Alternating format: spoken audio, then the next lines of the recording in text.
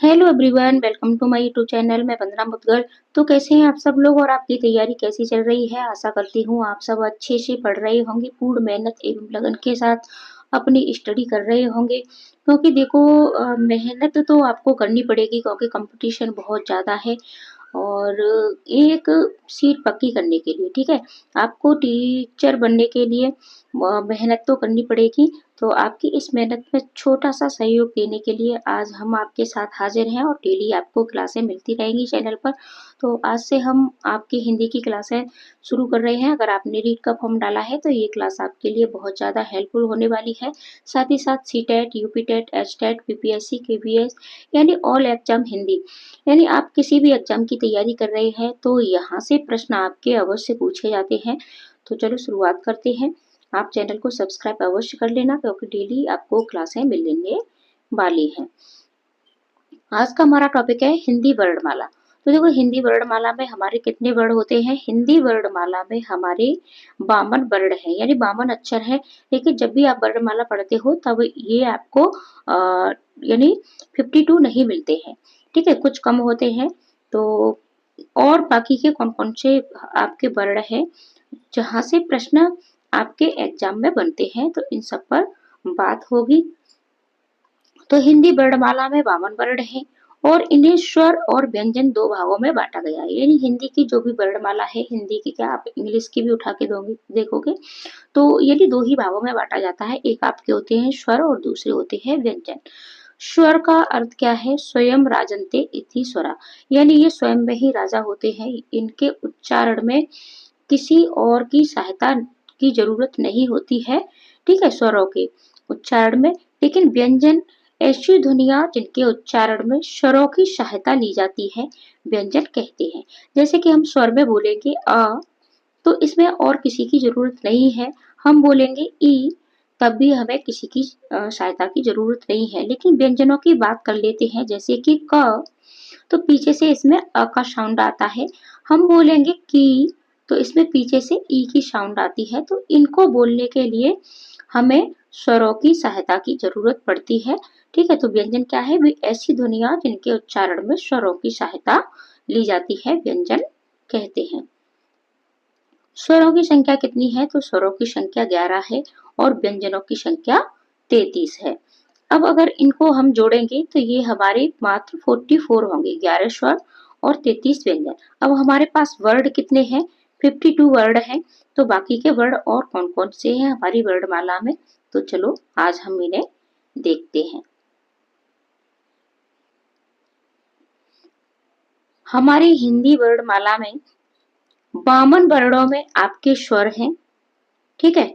स्वर के साथ साथ अयोगवा होते हैं, स्पर्श व्यंजन है, अंतस्थ व्यंजन है और ऊष्म व्यंजन के साथ साथ संयुक्त व्यंजन शामिल हैं।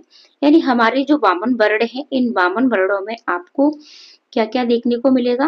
इसमें आपको स्वर देखने को मिलेंगे, अयोगवाह, स्पर्श व्यंजन, अंतस्थ व्यंजन, ऊष्म व्यंजन एवं संयुक्त व्यंजन। और यहाँ से ही आपके प्रश्न भी बनते हैं कि संयुक्त व्यंजन क्या है, ऊष्म व्यंजन क्या है, अयोगवाह क्या है, स्पर्श व्यंजन कौन कौन से हैं। तो चलो शुरुआत करते हैं। अब बात सबसे पहले हम कर लेते हैं स्पर्श व्यंजनों की। तो स्पर्श व्यंजनों में आपके यहाँ से शुरू होते हैं का, खा, गा, घा, ङा। ये पांच पांच के उसमें होते हैं और ये पांच ही होते हैं, ठीक है। जैसे का वर्ग, चा वर्ग, टा वर्ग, ता वर्ग और पा वर्ग, ठीक है। तो इस इनके हमारे ये वर्ग भी 5 वर्ग होते हैं और पांचों वर्गों में, ठीक है, यानी 5-5 वर्ण होते हैं। ये वर्ग हो गया यानी का वर्ग, ठीक है, ये आपका वर्ग हो गया और ये आपके वर्ण हो गए 1 2 3 4 5। प्रश्न ऐसे ही आपके पूछे जाते हैं घुमा घुमा करके, ठीक है। तो ये आपके 5 वर्ग हो गए और ये आपके 5 वर्ण हो गए, ठीक है। वर्ग और वर्ण ये दोनों आपको याद रखनी है। तो 5 और 5 इनको हम मल्टीप्लाई कर देंगे तो ये हमारे हो गए 25। यानी स्पर्श व्यंजनों की संख्या हमारी कितनी है? ये हमारे आपके 25 होते हैं, ठीक है। का खा गा घा ङा, चा छा जा जा ङा, टा ठा डा डा डा, ता था दा दा ना, पा फा वा वा मा। और इस तरीके से अगर आप इनको याद करोगे तो ये आपको तुरंत याद भी हो जाएंगे। तो स्पर्श व्यंजनों की संख्या 25। ठीक है, वर्ग कितने हैं? 5, का, चा, टा, ता और पा वर्ग, ये आपके वर्ग हैं। तो स्पर्श व्यंजन हो गए आपके। स्पर्श व्यंजन के बाद आपके आते हैं अंतस्थ व्यंजन। अंतस्थ व्यंजन में आपके आते हैं य, र, ल, व। ऊष्म व्यंजन स, श, ह। और ज्यादातर जब भी आपके एग्जाम में पूछे जाते हैं तो ये अंतस्थ व्यंजन और ऊष्म व्यंजन में बच्चे कंफ्यूज हो जाते हैं। तो देखो ऊष्म में आपका ये ट्रिक है छोटी सी, वैसे तो सा यहाँ भी आया है लेकिन ऊष्म, ठीक है, तो इसमें आपके तीनों सा और हा मिलते हैं और अंतस्थ में आपके ये मिलते हैं। ठीक है, संयुक्त व्यंजन, तो संयुक्त व्यंजन में छ, त्र, ज्ञ और श्र, और ये चारों ही वर्ण आपके दो दो अक्षरों से मिलकर के बने होते हैं।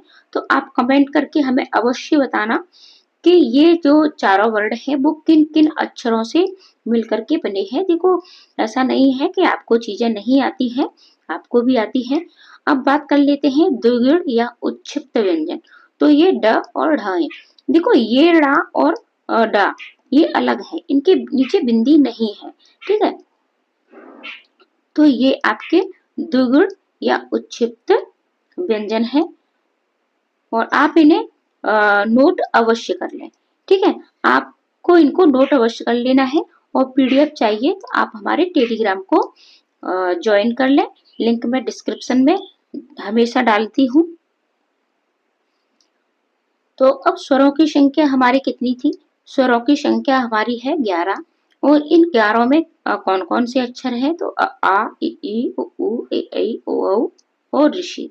ठीक है, ये हमारे आप जैसे भी पढ़ते हो, आपके यहाँ पढ़ाते हो छोटा आशय अनार या बड़े आशय आम, इस तरीके से।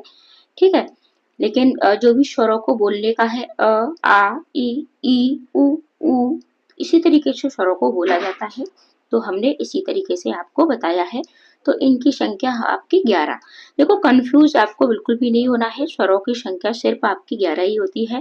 आपको हमेशा 11 के साथ ही जाना है। कभी भी आपको 13 या 12 का ऑप्शन मिलता है वो आपका गलत होता है। ठीक है, लिखने की दृष्टि से कभी कभी ये आपका हो जाता है तो 13 आ जाता है। अब बात कर लेते हैं अयोगवा। ये दोनों आपके अयोगवा कहलाते हैं। तो अब देखो इन 52 वर्णों में आपका कौन कौन आएगा, तो इसको देखते हैं हम। स्वर 11, अयोगवा 2, ठीक है, ये स्पर्श व्यंजन 25, अंतस्थ व्यंजन 4, ऊष्म व्यंजन 4, संयुक्त व्यंजन भी आपके 4 होते हैं। द्विगुण या उच्छिप्त व्यंजन ये आपके 2 होते हैं। आशा करती हूँ वीडियो आपको ये अच्छे से समझ में आई होगी और आपको कैसी लगी है वीडियो ये भी आप कमेंट में अवश्य बताना, क्योंकि आपके छोटे से कमेंट से हम मोटिवेट होते हैं तो और भी अच्छा आपको कुछ देने की हम कोशिश करते हैं। ठीक है, तो इस अगर आप इनको काउंट करोगे तो ये आपके होंगे 52।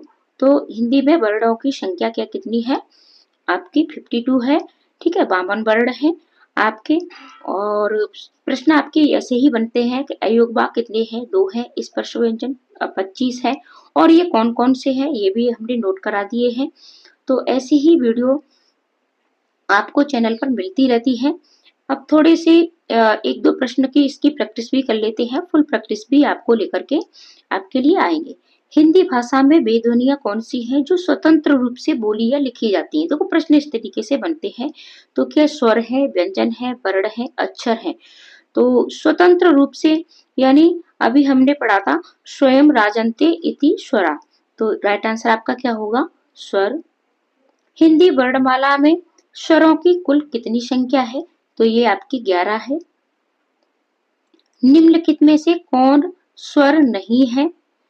ठीक है, तो इसमें आपका ये स्वर नहीं है। इस तरीके से आपको ये प्रश्न मिलते हैं। तालव्य व्यंजन है, यानी ये प्रश्न हम आपके लिए रखते हैं। ठीक है, तालव्य व्यंजन। तो इसमें से सही ऑप्शन आपका क्या होगा? आप कमेंट में अवश्य बताना। निम्नलिखित में से कौन एक संयुक्त व्यंजन नहीं है? इसमें से संयुक्त व्यंजन पूछा है और अभी हमने बताए थे आपके 4 संयुक्त व्यंजन कौन कौन से होते हैं। तो इनमें से ये संयुक्त व्यंजन नहीं है। आपका छ, त्र, ज्ञ और इसके साथ ये स्र, इसे हम श्री लिखते हैं। ठीक है, ये आपका संयुक्त व्यंजन होते हैं। य, र, ल, व किस वर्ग के व्यंजन है? तो ये किस वर्ग के व्यंजन है?